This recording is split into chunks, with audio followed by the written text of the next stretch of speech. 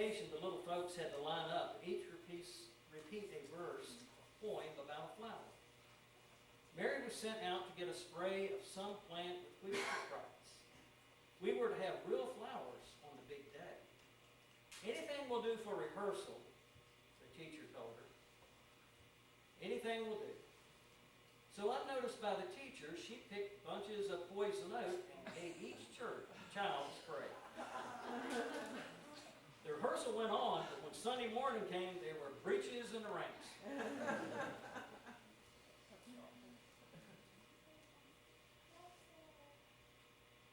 And Faye closes with this. My life seemed no different. I felt just as I had before. This was after she had joined her church. It made me wonder if I really had become a child of God without the benefits of the mourner's bench. But my fears were removed and I felt better later, when I found there was no virtue in the bench itself.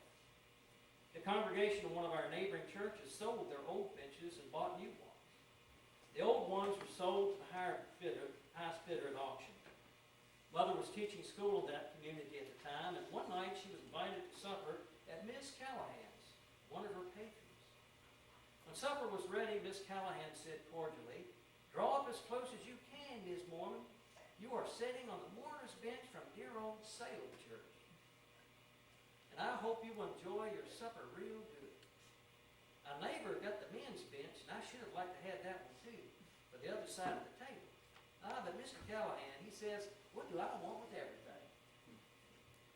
When Mother told us this story, she and Paul laughed with pure enjoyment, unmingled with criticism, and my heart felt light and gay as I realized that the bench itself was not what brought you into the kingdom of God. When I reflected on it, I could not recall many things of a sinful nature that I had worn over anyway. I still go back to the little church called White's, and I still love it. It brings back tender memories, and I like to think of the part it has played in our lives. Mother and Paul are buried there, but as I stand in the cemetery, there are no tears, and there is no grief. I hear a voice that says, "Why seek ye the living among the dead? They are not here." So now there is even no loneliness. For with their going, I learned the meaning of immortality, and they are forever by my side. That, my friends, speaks volumes of what this church is all about. We are living in the kingdom of God. And when we die, we go to the kingdom of God. And may all God's people say, Amen. Jack, would we all right if you say a few words? why don't you hold it till after the other two speakers get back each side. Okay. Thank you. And so I'll ask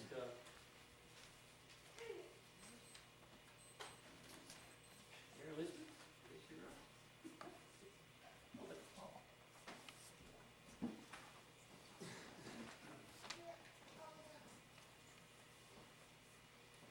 What a joy it is to be surrounded by so much family, even though I haven't met most of you before. This is just amazing. One of the treasures I have is a letter my grandfather, Lee Moorman, wrote to my Aunt Mary in 1927. Mary and her husband were about to leave for Baltimore for the yearly meeting of the Society of Friends. Baltimore is where the records of early Quakers were kept. Granddaddy's request was to see what you can find out about your family. She did, and I was fortunate to inherit her work. So this is a quick survey of our family history. Very quick. It all starts with Thomas Moorman, a 30-year-old grocer from Warwickshire, who sailed to Virginia in the fall of 1619 aboard the Bona Nova. He was one of 50 men sent under the command of William Weldon and Captain Samuel Matthews to develop the college lands. This was 10,000 acres along the north side of the James, set aside to build and support the first institution of its kind in the colony. A year later, Thomas petitioned the Virginia Company for his pay and his freedom. We don't know what happened to him after that. We don't know if he went back to England or if he died in Virginia, as many did. Our story continues with Zechariah Moorman and his children. The tradition says that he was born about 1620, married Mary Ann Candler, and in 1669 sailed for Virginia with his 3 children, Charles, Thomas, and Sally Ann. They landed first in Barbados and then on to the Carolinas and Virginia. Some stories say the family settled in Nansemond County near Somerton, but the almost complete loss of records means that we can't know where they lived or much of anything about their lives, although there are a lot of stories. New Kent County was the next stop for the family. Again, the records are scarce, but we do know that Zechariah's son Thomas and his wife Elizabeth lived near St. Peter's Church, not far from present-day West Point. 2 of their children were baptized at St. Peter's, and they surely had others. Thomas was a landowner, and his sons Charles and Andrew inherited this land after his death around 1700. Thomas was also politically active. He signed a petition that is found in the records of Blisland Parish concerning Bacon's Rebellion. I'd love to know more about that. Charles was the eldest son of Thomas, and he and his family moved west. The Quakers always moved west. They were always on the frontier. Charles first moved to an area near present-day Ashland, and later on to what became the central part of Louisa County. There, Charles and his son Thomas, they had no imagination about names. They were either Charleses or Thomases. There, Charles and his son Thomas became very active in the Cedar Creek Quaker meeting. The Quakers continued to move to the frontier, and this time they moved to Bedford County and settled Lynchburg. Thomas and his children were leaders of the group that moved from Louisa. They played significant roles in founding both the town and South River meeting. Micajah Moorman was one of the original trustees of Lynchburg, and the first meeting of the trustees was held at his house. Micajah's brother, Zechariah, is of special interest to us today. In 1761, Zechariah bought 250 acres of land on Candler's Mountain from Charles Lynch. Zechariah acquired much more land, but Candler's Mountain is where he made his home. 5 generations of the family thrived there during the next 211 years, down to my grandfather, his family, and my mother, who was born on that land.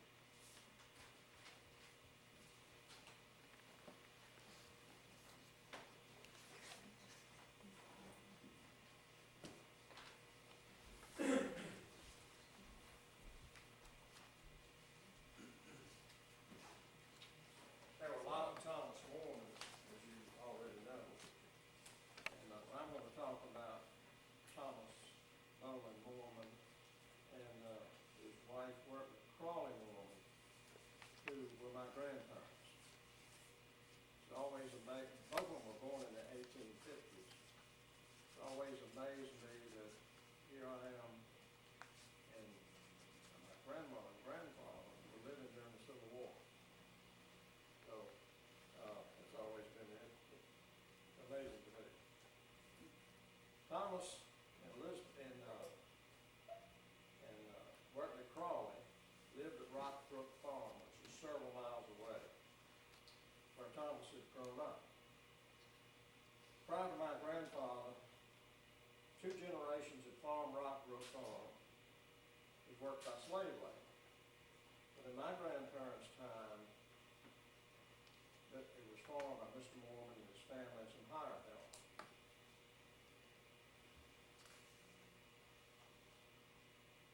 Whites was where they worshiped, where Ms. Moorman played the organ, as in later years their daughter Faye played, who also taught Sunday school. And for years worshipped here up until the time of their deaths in the 1970s. And at that point, all of that Moorman's family had moved away. I have at least one thing in common with my grandfather. The greatest thing that's ever happened to me was marrying same was true with my grandfather, Wortley Colin Moorman, who, as you already know, was the daughter of a Methodist preacher, farmer from Prospect, Virginia. She had come to Campbell County to teach school, and she was a very, very devoted Christian. And her character was reflected in her children. They had 10 children, 2 of which died in infancy, but the other 8 lived long, productive lives. One was a deaconess, a nurse in the Methodist church. 2 were school teachers. 1 was clerk of the school board. 1 was a home demonstration agent. One of the men became the dean of students at a college down in Texas. One of the boys was an automobile, part of an automobile dealership in Norfolk. My father was a businessman. And we could talk a lot about their accomplishments. But I'd like to talk a little bit about the kind of people they were. The Mormons were gentle people. There are 5 things that stand out in my mind about them. They loved the Lord. They loved the natural world. They loved each other. They loved their neighbors. And they loved life. Today, so much separates us from the natural world. Telephones, television, automobiles, pavement, buildings we built, so forth. They lived in God's world. They were close to nature and saw God at work constantly in their daily lives. They did use some man-made tools, but relatively few. They were close to the natural world. They depended on the weather for the crops. They rode a horse or buggy or walked to school and to church. Not in the open air. When it was hot, they were hot. When it was cold, they were cold. When it was wet, they were wet.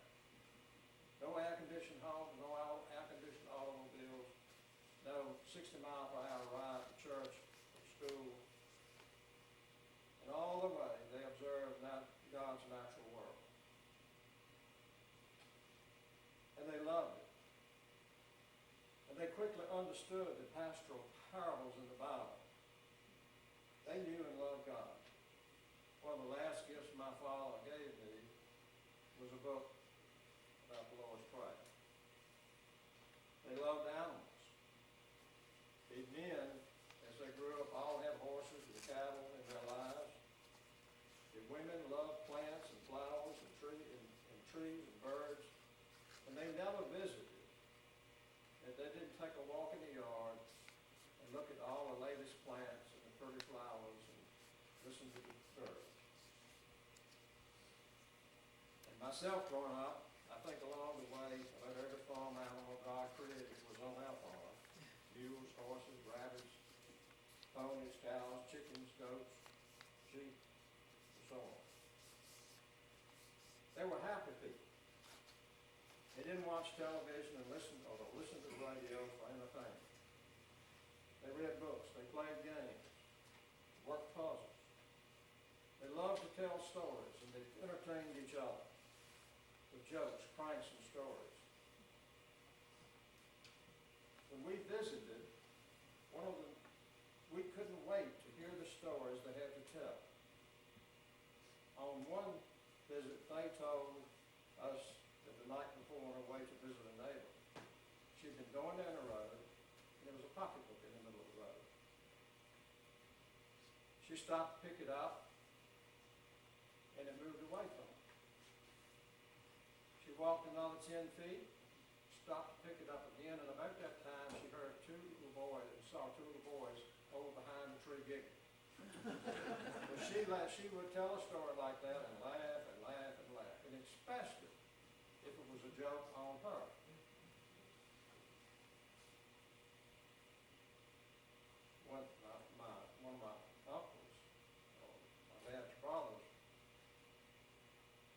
they said looked like Mark Twain, and he did. And he would come, he lived in Texas, he would come once a year, and he would sit around the table and tell stories, and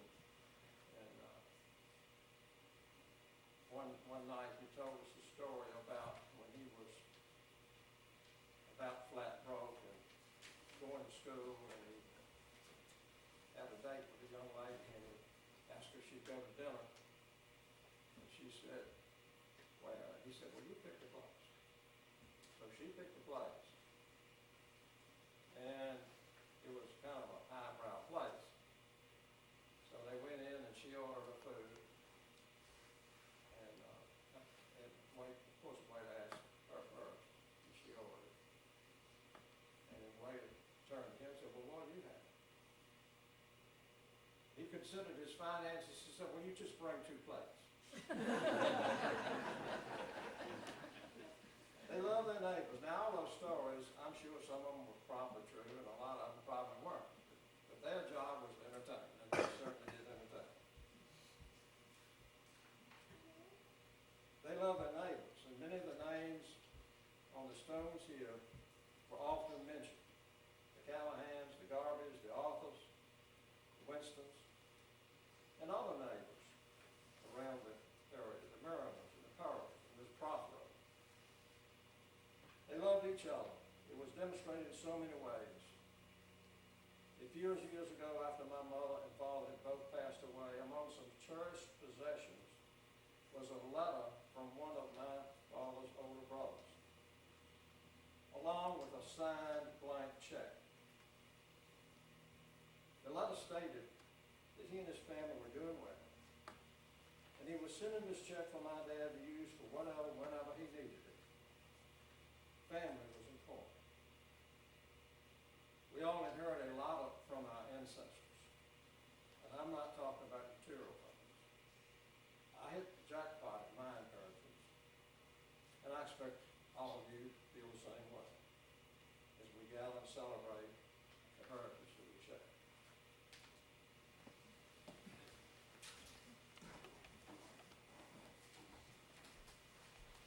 Nelson indicated he wanted to say a few words. Nelson is one of our oldest living members here twice. I just said that. I know you. You're only as old as you feel, Nelson. And, I like to we appreciate Nelson everything he does. He knew his phase. Good morning, glad to see y'all.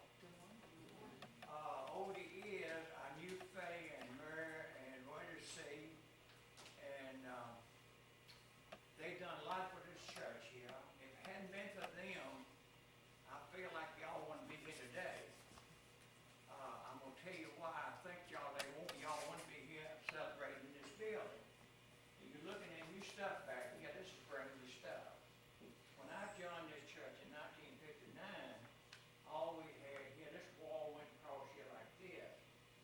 We had 2 Sunday school running back here. I used to come in on Sunday morning and start the fires for Sunday school, for the 2 Sunday school runners. So Dr. Pott was the district superintendent. He come down and looked at the church, and he said the church has got in such bad shape, y'all gonna have leave here. And Miss Murray and Miss Faye and Miss Wersey, and which was the one name, I thought one name, and all of them was good workers here. They said, asked for 7 of us, would we stay and get this church back together? So I think 20 of us stayed, and all the rest of them walked out of here, went to Mead Corporation. So we had to tear the old part down back here, build this, with no money. So Miss Faye and Miss Mary and all of them got together. And the 20 members that stayed here, 15, whatever it was, I can't remember exactly how many stayed here. We had to have flea market, we had to have barbecue, we had to have everything, get the money. We didn't have no money, we were broke. So Miss Faye and them said, we're not gonna leave here, we're gonna update this church and we're gonna stay here. So with y'all help and pray for us, we hope we can stay here 200 more years. But the congregation's getting old. I'm about the oldest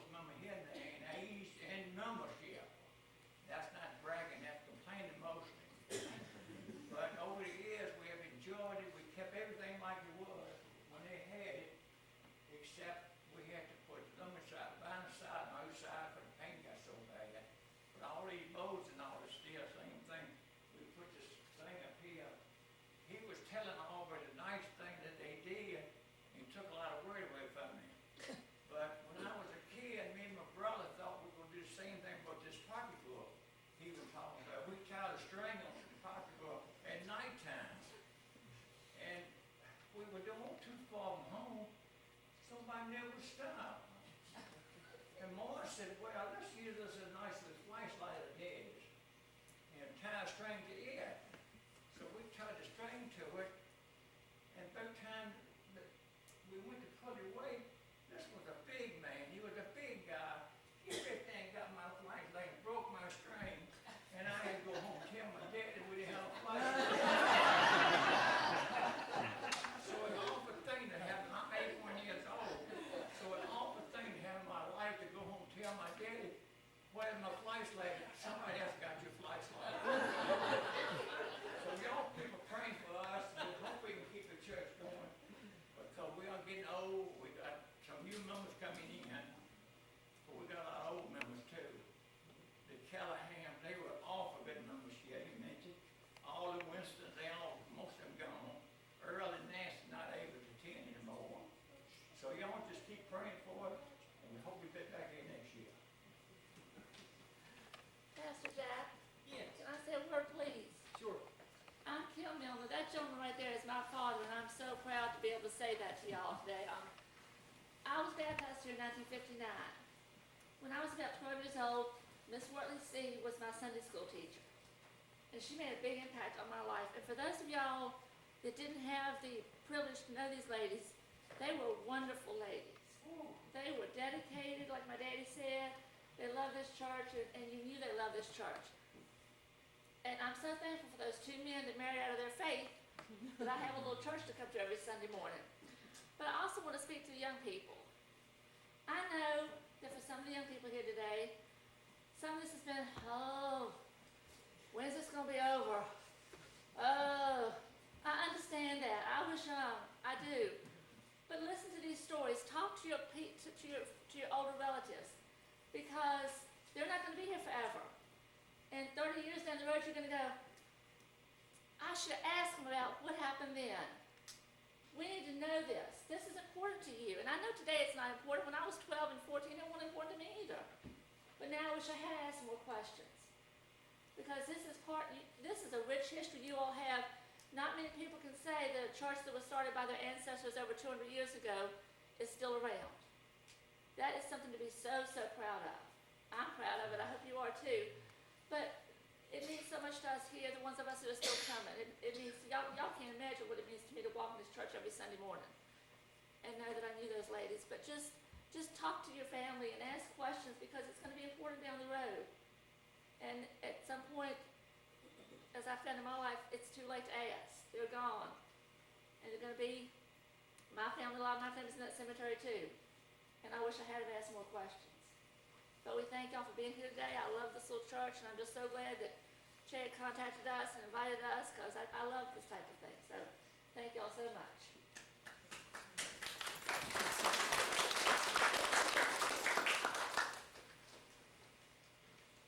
I want to thank the family for coming out this morning and having this service with us, and for your family and for your ancestors.